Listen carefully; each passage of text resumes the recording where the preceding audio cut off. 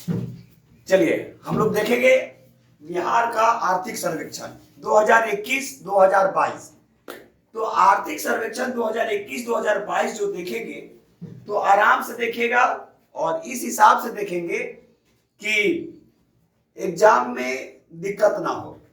तो सबसे पहले देख लेंगे आर्थिक सर्वेक्षण 2021-22 25 फरवरी 2022 को तारकिशोर प्रसाद, माननीय तारकिशोर प्रसाद के द्वारा जो उस समय के उप मुख्यमंत्री सब वित्त मंत्री हुआ करते थे पेश किया गया। यह 16वां आर्थिक सर्वे था।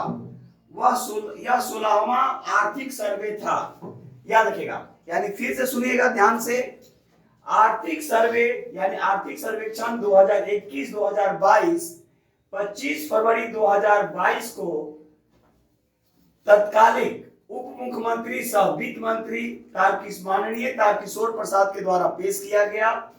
यह 16वां आर्थिक सर्वे था। अब आपसे यहाँ पे क्वेश्चन पूछा जाएगा, ध्यान रखिएगा कि ये कौन सा आर्थिक सर्वे था। तो यह 16वां था। किस तिथि को पेश किया गया? तो 25 फरवरी 2022 को पेश किया गया। किसके द्वारा पेश किया गया? क्योंकि आपके पास ऑप्शन तेजस्वी भी रहेंगे, याद रखिएगा। तो यहाँ पे तारकिशोर प्रसाद, याद रखिएगा।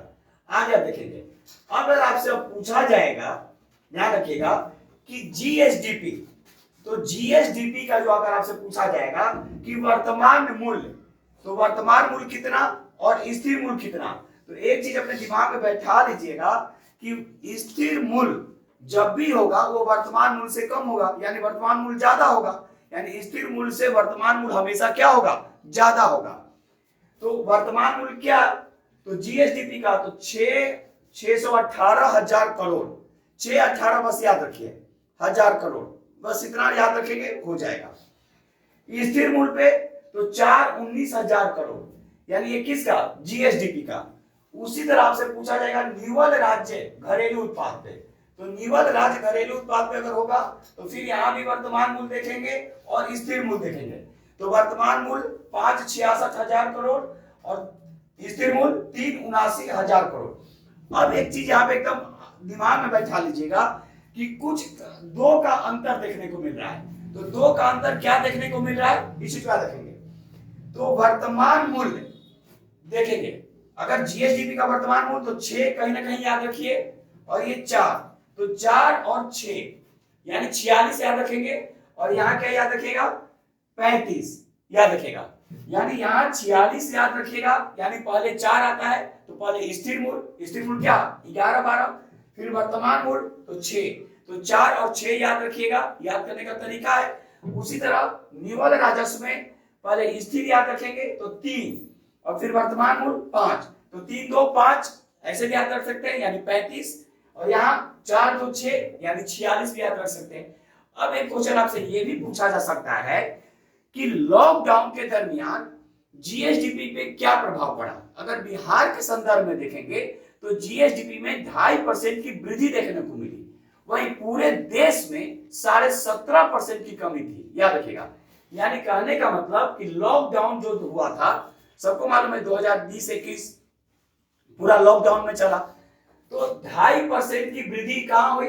बिहार में। जीएसडीपी में जो बिहार में जो वृद्धि हुई वो 2.5% की वृद्धि देखने को मिली। अगर देश में अगर आप लोग देखेंगे वहीं, तो अगर देश में देखा जाएगा तो 17.5% की कमी देखने को मिली थी। इस चीज का देखिएगा। तो देखिए क्वेश्चन आपसे फिक्स है कि कौन से क्वेश्चन पूछे जाएंगे। तो यहाँ पे क्वेश्चन कौन कौन से इंपॉर्टेंट है, तो सबसे पहले तारकिशोर प्रसाद 16वां 25 फरवरी 3, ये आपको वर्तमान मूल्य स्थिर मूल्य याद रखना है। 2.5%, 17.5% अगर नहीं भी याद रखेगा तो काम चलेगा, लेकिन 2.5% याद इसलिए रखेंगे क्योंकि बिहार का संदर्भ है, इस चीज को याद रखेगा। उसके बाद यहाँ पर निवल राजस्व में वर्तमान और स्थिर, इस चीज को दिमाग में बैठा के रखेंगे। चलिए आगे लिखेंगे, देखेंगे। अब जो इकोनॉमिक सर्वे में प्रति व्यक्ति आय जो निर्धारित की गई उसको ध्यान दीजिएगा। तो प्रति व्यक्ति आय अगर हम बिहार का देखेंगे तो वर्तमान मूल्य, स्थिर मूल्य जो होगा वो तो होगा ही, स्थिर मूल्य यहाँ पे क्या हो जाएगा? कम होगा, हाँ। और वर्तमान मूल्य देखेंगे तो वर्तमान मूल्य है 50,555। अब यहाँ पे 3 क्वेश्चन आपसे पूछे जाएंगे, तब याद रखेगा कि प्रति व्यक्ति आय में प्रथम यानी सर्वाधिक प्रति व्यक्ति आय वाला जिला, तो सर्वाधिक प्रति व्यक्ति आय वाला जिला है पटना, याद रखिएगा। और अगर इसे नहीं भी याद रखते हैं तो काम चलेगा। न्यूनतम प्रति व्यक्ति आय वाला जिला कौन है, तो ये है शिवहर। अब एक चीज और याद रखिएगा, अब ये है कि सर अब कहेगा कि प्रति व्यक्ति आय किसको बोलते हैं, तो प्रति व्यक्ति आय निकालने के लिए टोटल नेशनल इनकम में हम लोग टोटल पॉपुलेशन से भाग देते हैं, यानी कुल राष्ट्रीय आय, याद रखिएगा, यानी कुल राष्ट्रीय आय में कुल जनसंख्या से जो हम लोग भाग देंगे, याद रखिएगा, ये मेरा प्रति व्यक्ति आय निकलता है। एक चीज और ध्यान रखिएगा, यहाँ पे काफी इंपॉर्टेंट है। अब प्रथम सर्वाधिक, याद रखिएगा, सर्वाधिक 3 जिले जहां पे प्रथम प्रति व्यक्ति आय सर्वाधिक है, याद रखिएगा, यानी प्रति व्यक्ति आय वाले सर्वाधिक 3 जिले भी याद रखना है। तो पहला तो आप ध्यान रखिएगा ही, उसी तरह न्यूनतम वाला भी याद रखना है, न्यूनतम 3 जिले, न्यूनतम 3 जिले भी याद रखना है, ठीक है। तो देखिए एक चीज और आप ध्यान रखिएगा, क्योंकि अब क्या होता है कि कभी कभी क्रम पूछ देता है कि प्रथम 3 जिले जहां पे सर्वाधिक प्रति व्यक्ति आय है, प्रथम 3 जिले जहां पे न्यूनतम प्रति व्यक्ति आय है, तो हम तो केवल बस याद करके गए, केवल एक सर्वाधिक और एक न्यूनतम। तो इसीलिए हम आप लोगों को बता दिए कि यहाँ पे आपको सर्वाधिक भी याद रखना है और न्यूनतम याद रखना है, और कम से कम 3-3 जिले याद रखना है, याद रखिएगा, कम से कम 3-3 जिला याद रखना है। तो अभी फिर से एक बार देख लीजिए, प्रति व्यक्ति आय देखेंगे तो वर्तमान मूल्य कितना है भाई, तो 50,555। सर्वाधिक प्रति व्यक्ति आय वाला जिला पटना, न्यूनतम प्रति व्यक्ति आय वाला जिला शिवहर, सर्वाधिक 3 जिले आपको देख लेना है और न्यूनतम 3 जिला देखना है। इसके अतिरिक्त प्रति व्यक्ति आय कैसे निकालते हैं, तो टोटल नेशनल इनकम में हम लोग टोटल पॉपुलेशन से जो भाग देंगे और जो बचेगा वही प्रति व्यक्ति आय कहलाता है। देख लीजिए प्राथमिक क्षेत्र, द्वितीय क्षेत्र और तृतीय क्षेत्र, ये काफी इंपॉर्टेंट है। पहले देख लेंगे कि प्राथमिक क्षेत्र किसको कहते हैं, द्वितीय क्षेत्र किसको कहते हैं और तृतीय क्षेत्र किसको कहते हैं। तो इसको बोलते हैं भारतीय अर्थव्यवस्था की संरचना। तो भारतीय अर्थव्यवस्था की संरचना को 3 भाग में बांटा गया, प्राथमिक क्षेत्र, द्वितीय क्षेत्र और तृतीय क्षेत्र। प्राथमिक क्षेत्र के अंतर्गत कृषि को, द्वितीय क्षेत्र के अंतर्गत उद्योग को और तृतीय क्षेत्र के अंतर्गत सेवा को। तो इस बार बीपीएससी क्वेश्चन पूछने जा रही है कि उद्योग को किस क्षेत्र के अंतर्गत रखते हैं, एकदम देखिएगा यहां से क्वेश्चन रहेगा। तो उद्योग को द्वितीय क्षेत्र के अंतर्गत, ठीक है, रखा गया है। अब आपसे यहाँ पे क्वेश्चन जो पूछा जाएगा इकोनॉमिक सर्वे के आधार पर जो पूछा जाएगा कि 2021-22 का जो इकोनॉमिक जो सर्वे है उसमें प्राथमिक क्षेत्र का योगदान तो 19.2%। लेकिन अब आपसे यहाँ पर जो आपसे जो क्वेश्चन जो पूछा जाएगा कि प्राथमिक क्षेत्र में जो 19.2% की जो वृद्धि देखने को जो मिली, यानी प्राथमिक क्षेत्र में जो 19.2% की जो 19.2% जो है उसमें कितने परसेंट की वृद्धि देखने को मिली, याद रखिएगा। तो कितने परसेंट की वृद्धि देखने को मिली, तो 2.3%, यही क्वेश्चन आएगा। यानी जो मेरा प्राथमिक क्षेत्र जो है 19.2% है, इसमें जो वृद्धि देखने को मिली वो 2.3%, याद रखिएगा। तो यही क्वेश्चन आपसे इस बार बीपीएससी पूछने जा रही है कि 2021-22 के आर्थिक सर्वेक्षण के अनुसार प्राथमिक क्षेत्र में कितने प्रतिशत की वृद्धि देखने को मिली है, तो ये 2.3%। अब देखेंगे द्वितीय क्षेत्र की बात करें तो ये है 19.5%। यहाँ पे कितना परसेंट की वृद्धि देखने को मिली, तो 4.8% की वृद्धि देखने को मिली।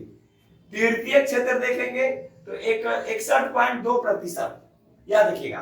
तो आप ऐसे भी याद रखिएगा 19, 61 ऐसे भी याद रखेंगे, लास्ट वाला डिजिट बस एक से भी काम चल सकता है। तो तृतीय क्षेत्र में 61.2%। अब इसमें कितना परसेंट की वृद्धि देखने को मिली, तो 8.5% की वृद्धि देखने को मिली। एक बार फिर से सुन लीजिए क्योंकि यहां से क्वेश्चन आ रहा है। प्राथमिक क्षेत्र में जो देखने को मिला वो 19.2% है प्राथमिक क्षेत्र, लेकिन अगर वृद्धि की बात करेंगे तो 2.3% की वृद्धि देखने को मिली। द्वितीय क्षेत्र में 19.5% है, वृद्धि जो देखने को मिली वो 4.8% की वृद्धि देखने को मिली।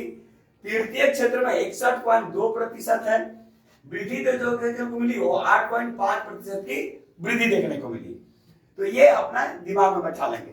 उसके बाद जो आपसे क्वेश्चन जो पूछा जाएगा, ध्यान रखिएगा, राजकोषीय घाटा यानी जीएसडीपी का कितना है, तो जीएसडीपी का जो है वो 2.97%। ये क्वेश्चन एकदम हर हालत में एग्जाम में आ रहा है, याद रखिएगा, क्योंकि ऐसा ही क्वेश्चन एग्जाम में पूछा जाता है। अब हम लोग मुद्रास्फीति की बात करेंगे, इन्फ्लेशन की बात करेंगे, तो इसमें 3 क्वेश्चन याद रखना है।